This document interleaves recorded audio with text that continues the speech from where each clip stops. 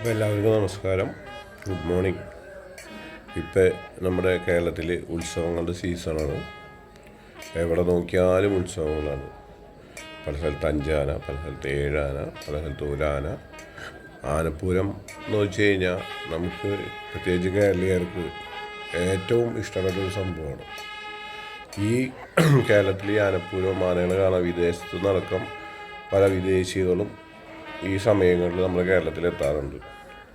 പല ഉത്സവങ്ങളിൽ പോകുമ്പോഴും അവരെ കാണാറുണ്ട്. പക്ഷേ ചില സമയങ്ങളിൽ ഈ ആനപ്പൂരം പല ഡേഞ്ചർ സിറ്റുവേഷനിലേക്ക് എത്തണ ചില സമയങ്ങളുണ്ട്.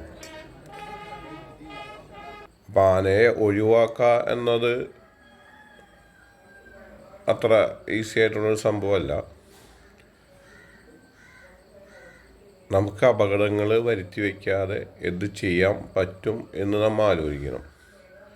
ഇന്നലെ തന്നെ കോഴിക്കോട് ഉണ്ടായ ഒരാന മറ്റൊരാനയെ സൈഡിൽ കുത്തി ആന മറിഞ്ഞ് വീണ് പിന്നെ പ്രശ്നങ്ങളായി. 3 പേരാണ് ആ ആനപ്പൂരത്തിൽ നമ്മൾ വിട്ടുപോയത്. അപ്പോൾ അങ്ങനത്തെ ഒരു സിറ്റുവേഷൻ ഇല്ലാണ്ടിരിക്കാൻ നമുക്ക് എന്ത് ചെയ്യാൻ പറ്റും? അപ്പോൾ ഇതൊക്കെ നമ്മൾ വളരെ തീക്ഷ്ണമായിട്ട് ആലോചിച്ച് എടുക്കേണ്ട ഒരു തീരുമാനമാണ്.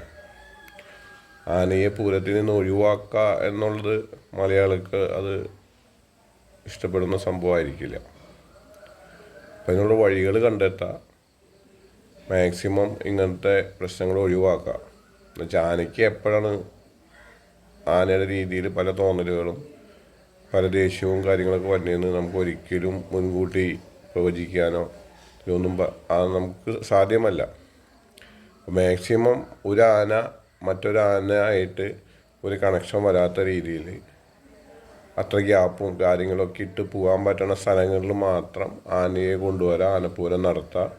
എനിക്ക് തോന്നുന്നത് അങ്ങനെ ഒരു നിയമങ്ങളൊക്കെ ഉണ്ടെന്ന് പോലെ പല സ്ഥലത്തും ആനകൾ 3 മീറ്റർ, ഒരു ആനയിൽ നിന്ന് മറ്റൊരാന 3 മീറ്ററെങ്കിലും മിനിമം ഗ്യാപ്പ് വേണമെന്നുള്ള ഒരു ധാരണയൊക്കെ ഉണ്ട്. പക്ഷേ അത് പല സ്ഥലത്തും ഇങ്ങോട്ടും മൂവ് ചെയ്യുമ്പോഴും അങ്ങനെ തന്നെയാണ് എനിക്ക് തന്നേക്കണത്. ചിലപ്പോൾ ഒരു ആനയുടെ തൊട്ടരികത്ത് കൂടെയൊക്കെ മറ്റൊരു ആന കടന്നു പോകും. അപ്പോൾ ഇതൊക്കെ ഇല്ലാണ്ടിരിക്കാൻ നമ്മൾ ഈ നിയമങ്ങൾ പാലിക്കുക എന്നുള്ളത്, നിയമങ്ങൾ ഇറക്കുന്നത് അത് ഇങ്ങനത്തെ കാര്യങ്ങൾ ഒഴിവാക്കാൻ വേണ്ടിയിട്ടാണ്. എല്ലാവരും സഹകരിച്ച് പോകണമെന്നുണ്ടെങ്കിൽ ഈ പൂരങ്ങൾക്ക് ആന വീണ്ടും ഉണ്ടാവും. ഇല്ലെങ്കിൽ ചിലപ്പോൾ ഈ ആന എഴുന്നള്ളിപ്പും കാര്യങ്ങളൊക്കെ ചിലപ്പോൾ നിർത്തലാക്കേണ്ട ചിലപ്പോൾ ഒരു അവസ്ഥ വന്നേക്കാം. അപ്പോൾ ഇതിൻ്റെ ഇന്നലെ നടന്ന ആ ഒരു ആക്സിഡൻറ്റിൻ്റെ ഒരു വീഡിയോ നമുക്ക് കാണാം.